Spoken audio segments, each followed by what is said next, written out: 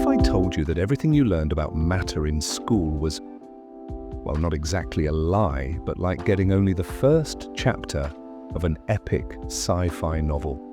Those three states of matter, solid, liquid, and gas. That's like saying there are only three types of stars in the universe.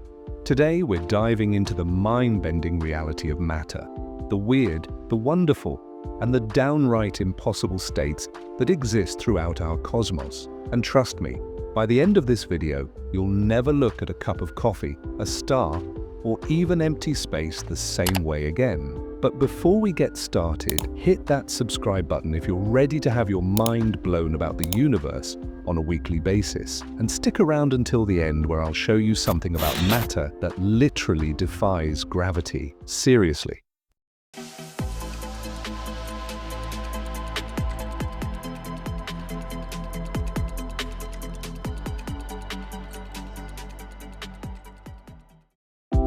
Okay, let's start with the basics, but I promise we won't stay basic for long.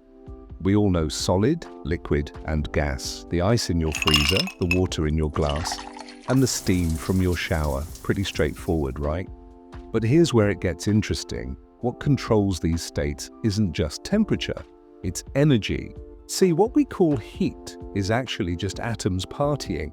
The hotter something is, the more those atoms are bouncing around like they're at a cosmic rave. When I touch this coffee mug, ouch, still hot, what I'm feeling is literally billions of molecules slam dancing and transferring their energy to my hand. And when we cool something down, we're basically telling those atoms, hey, party's over, time to chill out. At absolute zero, minus 273.15 degrees Celsius, the party completely stops. No movement, no vibration, nothing. Now, fun fact, we've never actually reached absolute zero in any lab. We've gotten incredibly close, just billionths of a degree away, but never all the way there. It's like trying to reach the speed of light. Physics just says, nope, not happening. But here's where things get wild. Between those classic states and beyond them exists a whole universe of exotic matter that would make your high school science teacher's head explode. Let's talk about plasma first. The forgotten fourth state of matter that actually makes up 99% of the visible universe. Every star, including our sun, is basically a giant ball of plasma. But what exactly is it? When you heat a gas to ridiculous temperatures, something dramatic happens. The electrons get ripped away from their atoms, creating a soup of charged particles that behaves nothing like a regular gas. It conducts electricity, responds to magnetic fields, and can even organize itself into complex structures. Those gorgeous aurora lights dancing in the polar skies, that's plasma putting on a light show when solar wind hits our magnetic field. And get this, you can actually create plasma in your kitchen. Yeah, that's right. Disclaimer, please don't actually try this because it could damage your microwave. But if you put two grape halves next to each other in a microwave, the electromagnetic waves get concentrated between them and create a tiny plasma arc. It's like summoning a miniature star in your kitchen. Science is wild, right? But temperature isn't the only player in this cosmic game of matter states. There's another critical factor: pressure. Here's something that absolutely blew my mind when I first learned it. Without pressure, liquids wouldn't even exist. In the vacuum of space, matter is either solid or gas, nothing in between. The only reason we have beautiful oceans, rainfall, or blood flowing through our veins is because Earth's atmosphere exerts pressure. Isn't that crazy? Something as fundamental as liquid water, the basis for all life on Earth, only exists because we have an atmosphere. If you could somehow stand on an airless moon with a bottle of water and open it, the water would instantly boil away into vapor, even if it's freezing cold. That's why finding liquid water on other worlds is such a big deal. It means conditions there are at least somewhat Earth-like. Oh, and this isn't just some academic point. This principle is used all the time in the real world through a process called lyophilization, or freeze-drying.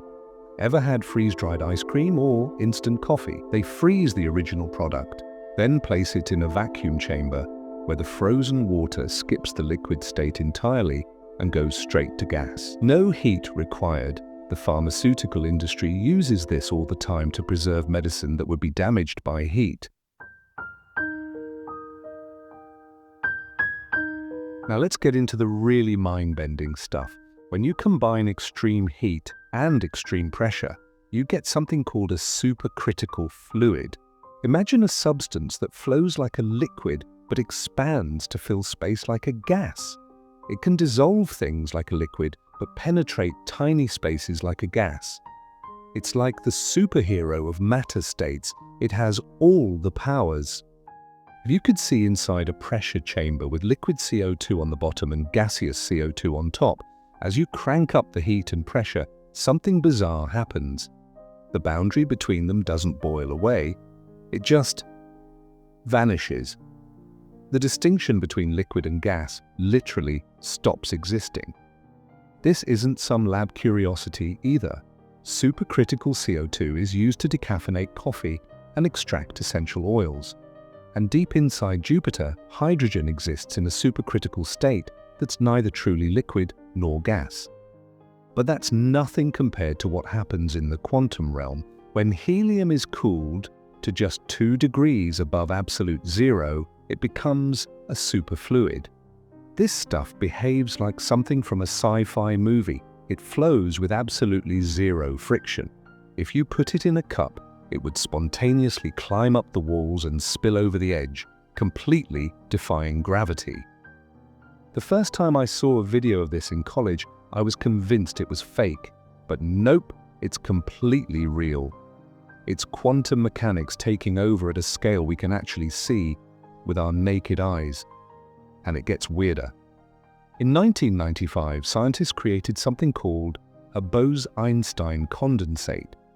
Imagine cooling atoms so extremely that thousands of them start behaving like a single giant superatom. They move in perfect unison as if they're one entity. Matter stops behaving like particles and starts acting like waves. The scientists won the Nobel Prize for creating this state, and get this, Einstein predicted it would exist way back in 1924, decades before we had the technology to create it. Speaking of intense conditions, let's talk about what happens inside dying stars. When massive stars run out of fuel, they collapse under their own gravity. The pressure becomes so intense that electrons get squeezed closer and closer together.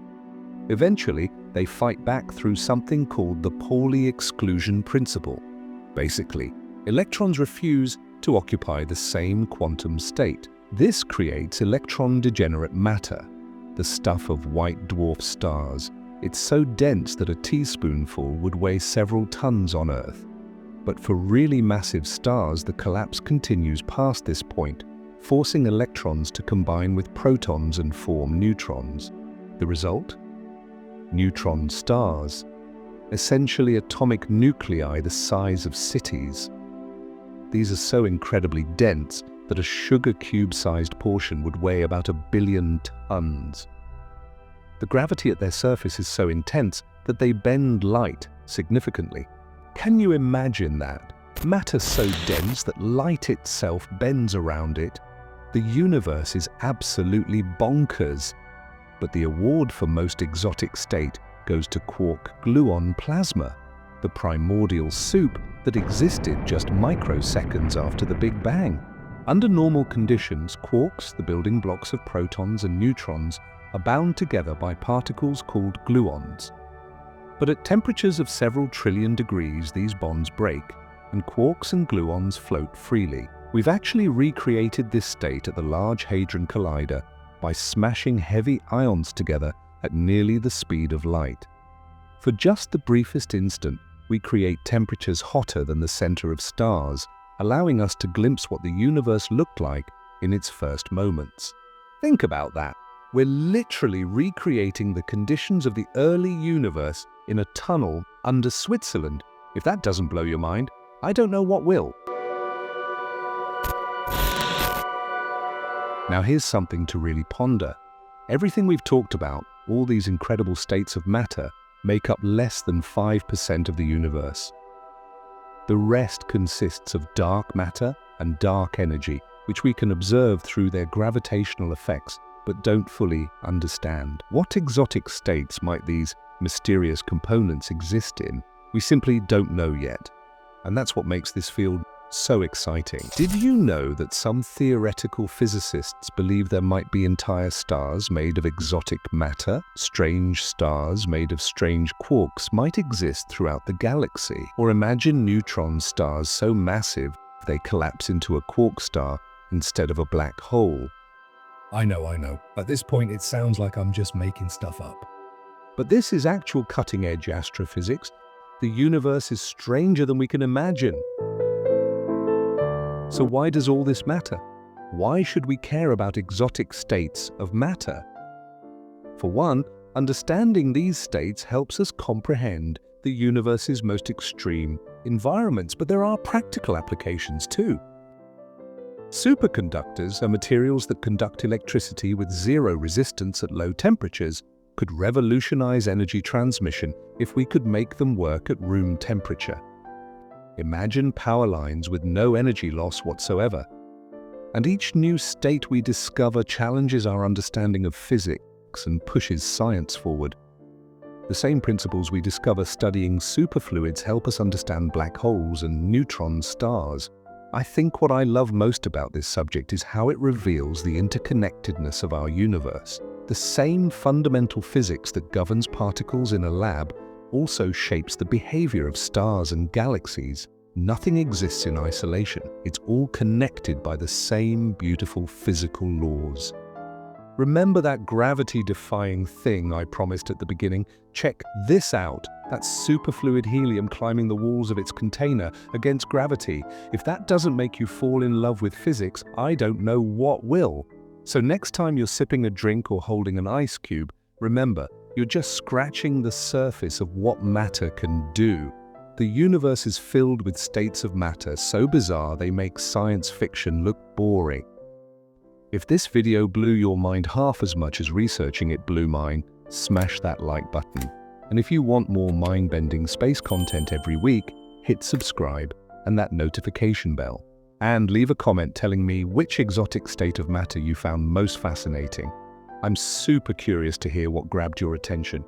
Until next time, keep looking up and stay curious. The universe is way weirder than they taught us in school.